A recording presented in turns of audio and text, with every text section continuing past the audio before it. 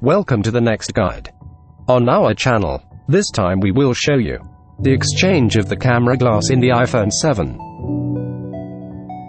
During this repair you must be especially careful that removing the remains of the broken glass does not scratch the lens of the camera.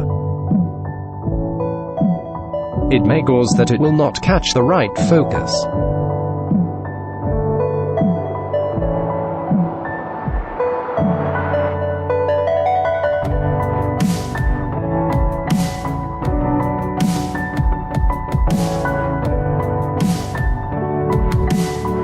When we can handle the dismantling, we have to clean the place carefully after the old glue.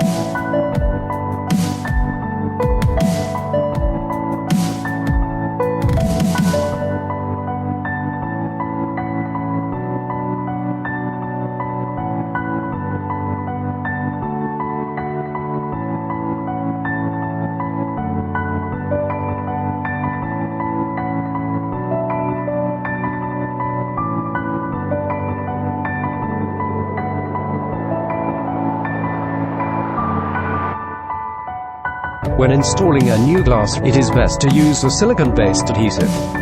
It is important not to apply too much glue, as it may cover the camera's diaphragm.